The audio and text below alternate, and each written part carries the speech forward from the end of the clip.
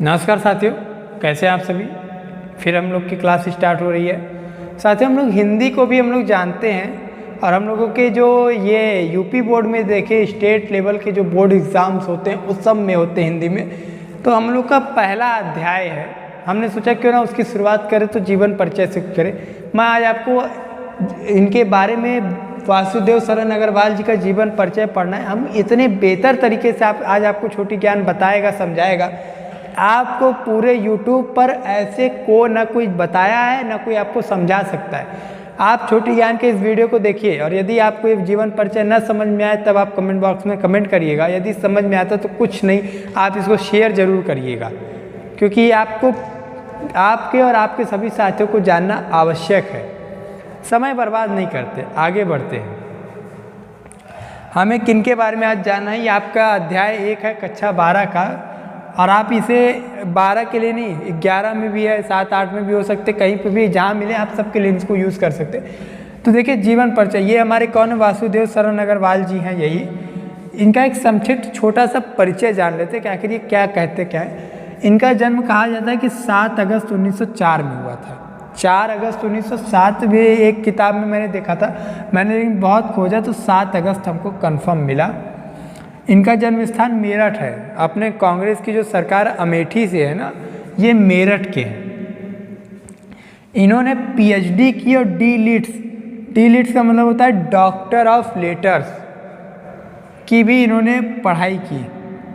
इनकी भाषा क्या थी, इन्होंने जो भाषा लिखी वो विषय अनुकूल, मतलब कि हर चीज़ को अगर ये अर्थशास्त्र की बात करते हैं तो अर्थशास्त्रीय स्तर पे बात करते हैं। हिंदी में यदि आपको गद्य है तो गद्य के स्तर पे आपको खड़ी बोली गद्य का ही प्रयोग करेंगे, और यदि ये आपको कुछ ऐसी चीज़ें समझा रहे हैं जिसको आप और भी बेहतर से समझना चाहते हैं, कविताओं को ये कविताओं के स्तर से आपको बताते हैं, तो इस तरह से आपको अलग अलग तरह से आपको हर चीज़ें समझाएंगे और बता रहे हैं, ये भी चीज़ करते हैं। इनकी जो शैली थी, देखिए शैली क्या होती है, आदमी के कार्य करने की कोई वो कहा जाता है क्या है कि तुम्हारी क्या शैली है, तुम्हारे कार्य करने की शैली क्या है, मतलब कि रूटीन एक तरह से कहे जिसको आप रूटीन कहते हैं। वैसे इनकी जो हिंदी में करते थे तो शैली होती थी, इनकी शैली विचारात्मक होती थी। ये विचारों के तहत अपने विचारों से वो करते थे। राष्ट्र का निर्माण जो इनकी कविता है, वो इनकी जो गद्यांश है, कहानी है, वो उन्होंने निबंध है, वो इन्होंने ऐसे ही किया है। अपने विचारात्मक है, गवेषणात्मक है, व्याख्यानात्मक है। प्रमुख रचनाएं क्या है इनकी, पृथ्वी का पुत्र है, भारत की एकता है, कल्प वृक्ष है और माता भूमि है। कहा जाता है कि 27 जुलाई 1967 में ये खत्म हो गए थे, इनका देहांत हुआ था। साहित्य में इनका स्थान देखें तो निबंधकार है, टीकाकार है। टीकाकार का मतलब होता है कि ये जो है लोगों को उससे पोलियो का जो वो हुआ करता था, टीकाओं के वो थे। और ये साहित्य ग्रंथ कहा जाता है कि इनको जब वो मिला पुरस्कृत किया होता तो ये नहीं कहते थे हमको एक टीका लगा दीजिए, ये टीकाकार कहलाते थे। कुशल संपादक के रूप में भी विख्यानात्मक थे। तो ये इनका एक छोटा परिचय था। अब आइए हम लोग थोड़ा विस्तार से चलते हैं। 10 मिनट में आपको इनका पूरा जीवन परिचय समझा देंगे, बस 10 मिनट। ये जो जन्म स्थान इनका मेरठ कहाँ है आपको सब दिखाएंगे और समझते हैं। देखिए ये वही ग्राम है, कहा जाता है कि डॉक्टर शरण अग्रवाल का जन्म 1950, यहाँ पे गलत है, 1904 ईस्वी है। आपको बता दें 1904 ईस्वी में मेरठ जनपद के खेड़ा ग्राम, यही कौन सा ग्राम है, ये खेड़ा का ही ये एक तस्वीर है, आपको दिखाया जा रहा है कि खेड़ा ग्राम में इनका जन्म हुआ था। ठीक, ये इनके माता पिता लखनऊ में रहते थे। इनका बचपन लखनऊ में प्रतीत हुआ और ये यहीं इनकी प्रारंभिक शिक्षा भी हुई।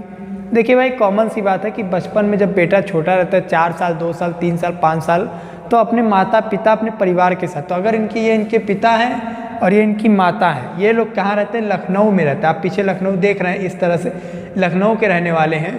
तो लखनऊ में है तो नवाब है, तो नवाबों में मतलब इनकी भी श्रेणी आती थी। और इनका जब भाई बचपन में ही तो आदमी पढ़ाई शुरू करता है ना, तो इनकी पढ़ाई भी यहीं पे शुरू हुई है।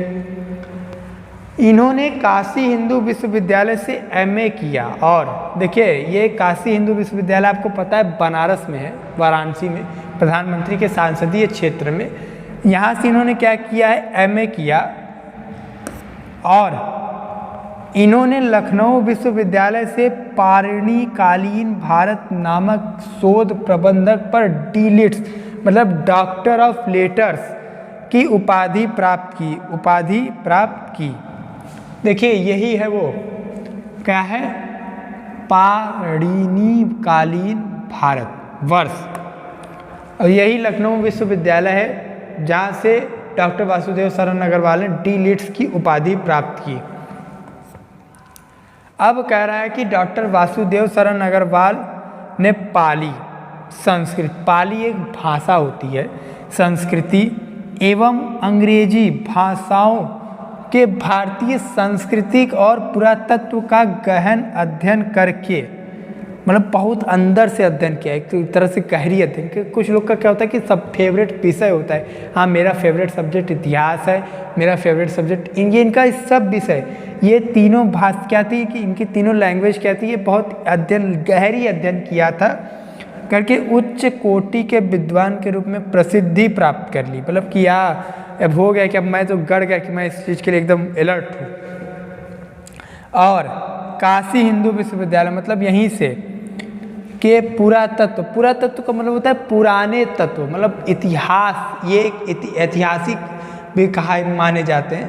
पुरातत्व में प्राचीन इतिहास विभाग के अध्यक्ष और बाद में आचार्य मतलब टीचर भी बने और सुशोभित किया गया।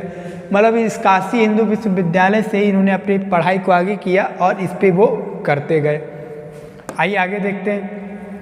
डॉक्टर अग्रवाल ने लखनऊ तथा मथुरा के पुरातत्व संग्रहालय में, ये पुरातत्व लखनऊ का संग्रहालय है, राज्य संग्रहालय लखनऊ, और ये जो है ये पुरातत्व संग्रहालय मथुरा का है, में निरीक्षण पद पर केंद्रीय सरकार के पुरातत्व विभाग, मतलब कि जो हमारे जो हिस्टोरिकल वो होता है ना विभाग, उसके संचालन पद पर और दिल्ली के राष्ट्रीय संग्रहालय में अध्यक्ष तथा आचार्य पद पर भी रहे। भारतीय संस्कृति और पुरातत्व की यह महान पंडित साहित्यकार 1968 ईस्वी में परलोक सिधार गए। कहने का मतलब यही है कि यहाँ पर भी इन्होंने अध्यक्ष पद पर कार्यरत रहे और आचार्य पद पर भी। कहाँ? लखनऊ के पुरातत्व म्यूजियम में और मथुरा के पुरातत्व म्यूजियम में भी। अब क्या है, अब इनका देखते हैं साहित्यिक योगदान क्या है, मतलब कि हिंदी के प्रति ये क्यों जाने जाते हैं। डॉक्टर अग्रवाल भारतीय संस्कृति, पुरातत्व और प्राचीन इतिहास के प्रकांड पंडित एवं अन्वेषक थे। इनके मन में भारतीय संस्कृति को वैज्ञानिक अनुसंधान की दृष्टि से प्रकाश में लाने की उत्कृष्ट इच्छा थी। मतलब ये सोचते थे ना कि जो सांस्कृतिक ऐतिहासिक है वही चीज़ें अभी भी रहे, और मतलब कि और लाने की इनके अंदर क्या थी, उत्प्रेरणा थी। अतः इन्होंने उत्कृष्ट कोटि के अनुसंधात्मक निबंधों की रचना की। इन्हें अधिकांश निबंध प्राचीन भारतीय इतिहास और सांस्कृतिक के संबंध में, जो राष्ट्र निर्माण की चुनौतियां हैं, आपका जो आपका अध्याय है, ये आपका इसी बेस पर पूरा आधार है, पुरातत्व इतिहास के ही बेस पर। इन्होंने अपने निबंधों में प्रागैतिहासिक, वैदिक एवं पौराणिक धर्म का उद्घाटन किया है। निबंध के अतिरिक्त इन्होंने पाली, प्राकृतिक और संस्कृत के अनेक ग्रंथों का संपादन और पाठ संशोधन भी का कार्य किया। जायसी के पद्मावत पर इनकी टीका सर्वश्रेष्ठ मानी जाती है। इन्होंने बाणभट्ट के हर्षचरित का सांस्कृतिक अध्ययन प्रस्तुत किया है और प्राचीन महापुरुषों श्री कृष्ण, वाल्मीकि, मनु आदि का आधुनिक दृष्टि से बुद्धिसम्मत चरित्र प्रस्तुत किया है। हिंदी साहित्य के इतिहास में अपनी मौलिक विचारातों को विद्वता के लिए ये चिरस्मरणीय रहे हैं। तो ये क्या थी इनकी पूरी योग साहित्यिक योगदान थी। अगर आपने इतना पेपर में लिख दिया बहुत प्यारा, आपको 3 में 3 नंबर मिलेगा। कृतियाँ क्या थी इनकी, देखिए कृतियों का मतलब होता है कि इन्होंने आखिर हिंदी में क्या रचनाएं की थी। रचनाएं इनकी क्या थी, डॉक्टर वासुदेव शरण अग्रवाल ने निबंध, शोध एवं संपादन के क्षेत्र में महत्वपूर्ण कार्य किया। इनकी प्रमुख रचनाओं का विवरण निम्न बताए हैं। देखिए जैसे इन्होंने क्या किया, निबंध लिखा, निबंध का एक पूरा संग्रह कर दिया, इकट्ठा निबंध लिखे थे कई ठो। इनका शोध प्रबंध भी है, आलोचना ग्रंथ भी है, संपादन भी है। हम आपको अभी एक एक पॉइंट, एक एक चीज़ें इन चारों के में दिखाते हैं, आप देखिएगा आपको समझ में आएगा।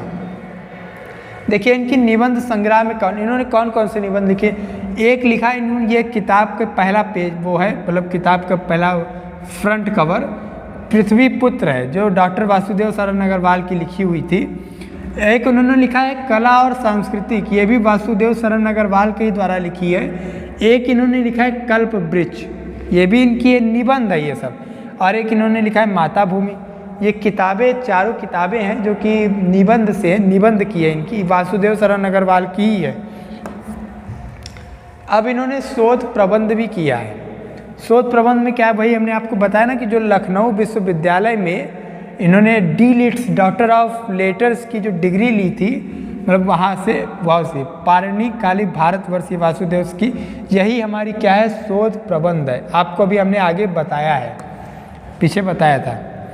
आलोचना के भी ग्रंथ हैं, पद्मावत, मैंने भी आपको इसका भी वो क्या साहित्यिक परिचय में आपको बताए हैं, जो कि मलिक मोहम्मद जायसी कृत महाकाव्य है, मूल और संजीवनी व्याख्या है, जो कि वासुदेव शरण अग्रवाल के द्वारा लिखी गई है और ये साहित्यिक अकादमी पुरस्कार से सम्मानित है। और भी एक है हर्षचरित, ये भी आपको अभी साहित्यिक परिचय में बताए हैं। एक सांस्कृतिक अध्ययन है जो कि वासुदेव शरण अग्रवाल के द्वारा लिखा गया है 1953 में, बिहार राष्ट्रभाषा का ये परिसिद्ध है। और है संपादन, पाली भाषा की आपको संपादन भी मिली है, जिसके ये इनकी की गई है। और प्राकृतिक और सांस्कृतिक के एकाधिकार ग्रंथ हैं, ये इनका ये क्या है कि 2 हमारा इस तरह पे ये बताए गए हैं। अब आइए देखते हैं इनका साहित्य में क्या स्थान है। भारतीय सांस्कृतिक और पुरातत्व के विद्वान डॉक्टर वासुदेव शरण अग्रवाल का निबंध साहित्य अत्यधिक समृद्ध है। इनके जो निबंध वाली है, मतलब हम कहने का ये वाला जो है, ये चारों इनका बहुत है, 4 ही हमने लिखा है, और भी है, ये 4 महत्वपूर्ण है। निबंध संग्रह साहित्य अत्यधिक समृद्ध है। पुरातत्व और अनुसंधान के क्षेत्र में उनकी क्षमता कोई नहीं कर सकता। विचार प्रधान निबंधों के लिए ये क्षेत्र में एक इनका योगदान सर्वथा अविस्मरणीय है। निश्चय ही हिंदी साहित्य में इनका मूर्धन्य स्थान है। अब इनके क्या है, देखिए अब हम लोगों ने इनका परिचय देखा, एक छोटा सा परिचय। अगर आपको जितनी चीज़ें बताए इतनी ही आप लिखेंगे, 80 शब्दों में आपको मिल जाएगा। अब आइए जानते हैं कि राष्ट्र निर्माण का जो स्वरूप है, इनके परीक्षा की दृष्टि से गद्यांश पर आधारित कुछ प्रश्न हैं। धरती माता की कोख में जो अमूल्य निधियां भरी है, जिनके कारण वह वसुंधरा कहलाती है, उससे कौन परिचित न होना चाहेगा। लाखों करोड़ों वर्ष से अनेक प्रकार की धातुओं को पृथ्वी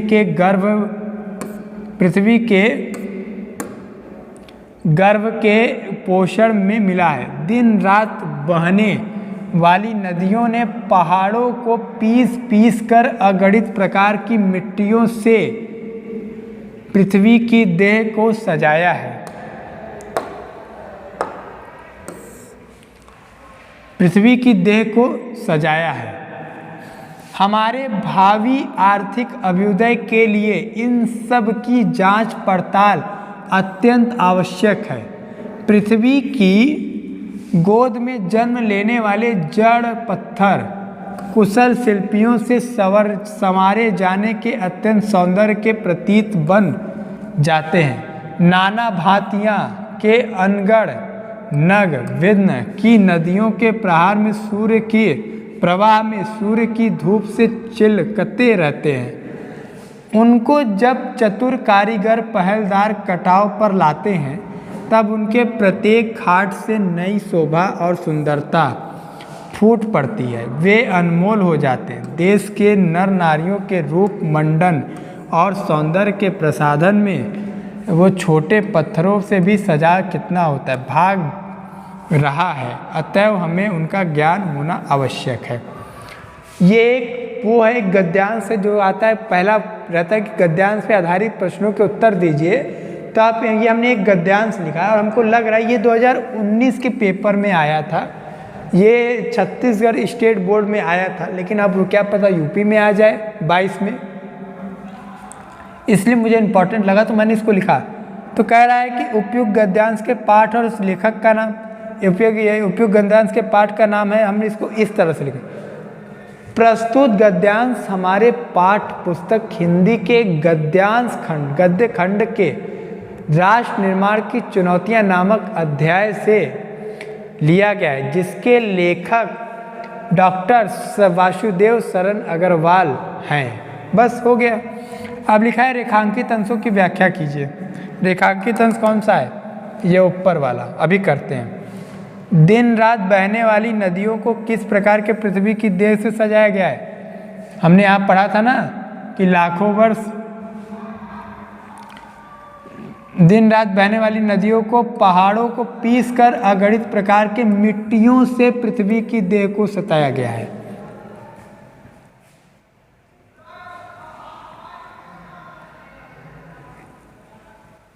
अगला है पृथ्वी की गोद में जन्म लेने वाले जड़ पत्थर कैसे सौंदर्य प्रतीत होते हैं। आइए इसको देखते हैं। तो कह रहा है कि जड़ और पत्थर, तो हम इसको कह सकते हैं कि पृथ्वी की गोद में जन्म लेने वाले जड़ पत्थर कुशल शिल्पियों से सवारे जाने पर अत्यंत सौंदर्य प्रतीत बन जाते हैं, होते हैं।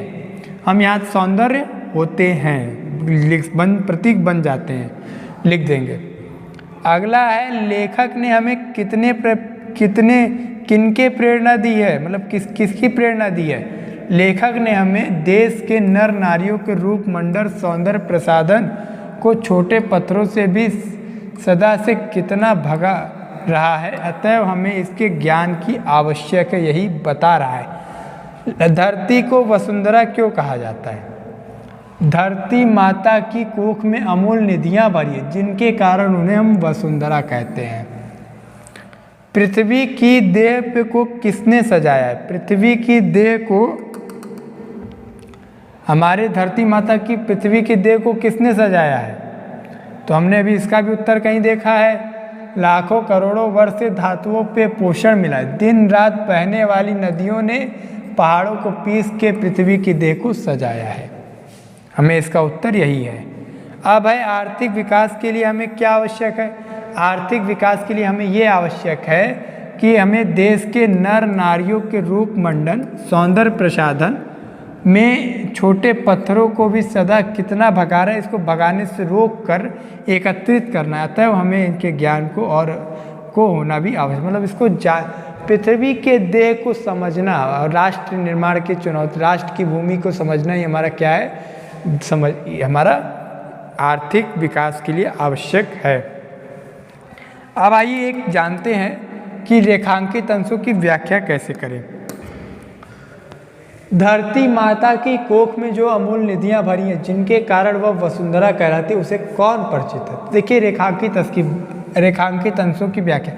विद्वान माता, मतलब कि हमारी जो वासुदेव लेखक है, माता विद्वान कह रहा है कि माता की कोख में लेखक ने कहा है कि धरती अमूल्य रत्न से भरे पड़े हैं। इनकी रत्नों के कारण पृथ्वी का एक नाम वसुंधरा है। वसुंधरा का मतलब होता है वसुओं, रत्नों को धारण करने वाली वसुंधरा भी है। बहुमूल्य रत्न है, धातुएं हैं, खनिज पदार्थ हैं, अन्न है, गेहूँ, चावल, फल हैं, बहुत सारे जल है और इसी प्रकार से असंख्य अनमोल वस्तुओं के, जिन्हें भूमि को आंचल में छिपाए रखती है, ये हमारे लिए प्रागण परिचित होता है। तो ये आप देख लीजिए, आपको बस इसी को कॉन्सेप्ट को समझना है। ये हमारा एक है, हमने आपको एक एक प्रश्न बताया। और ये एक और है, इसमें हमको जो लग रहा है कि पेपर में फंसेगा, उसको भी देख लेते हैं। भूमि का निर्माण देवों ने किया है, वह अनंत काल से है।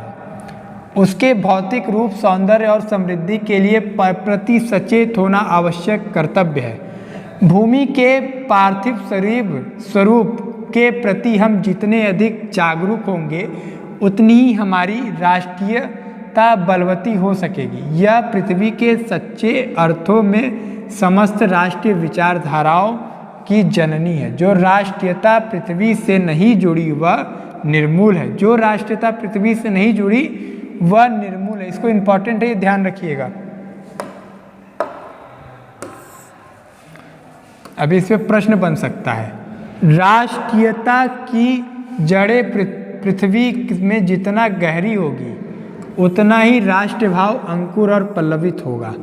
इसलिए पृथ्वी के भौतिक स्वरूप को अधोपांत जानकारी प्राप्त करना, उसकी सुंदरता, योग्यता और महिमा को पहचानना आवश्यक है। ये 2020 में प्रश्न आया था, अब 22 चल रहा है, 21 भी खत्म, और क्या पता फंस जाए। उपयुक्त गद्यांश के पाठ और शीर्षक वही प्रस्तुत गद्यांश हमारे हिंदी के गद्य खंड के अध्याय राष्ट्र का निर्माण नामक, राष्ट्र का स्वरूप नामक अध्याय कैसे लिया गया, जिसके लेखक वासुदेव शरण अग्रवाल है। कह रहा है रेखांकित अंशों की व्याख्या कीजिए, अभी कर रहा है। भूमि के प्रति हमारा क्या कर्तव्य है, भूमि के प्रति हमारा क्या कर्तव्य है, इसे देखिए। आइए इसका आंसर खोजते हैं। भूमि के प्रति भौतिक रूप से, सौंदर्य और समृद्धि में प्रति सचेत होना ही हमारा आवश्यक कर्तव्य है। पृथ्वी के बारे में क्या जानना आवश्यक है? पृथ्वी के भौतिक स्वरूप को अधोपंतान जानकारी प्राप्त करना, उसकी सुंदरता, योग्यता और महिमा की पहचान का आवश्यक धर्म है। अब आइए, हमारी राष्ट्रीयता कब बलवती होती है? हमने भी आपको बताया कि हमारी राष्ट्रीयता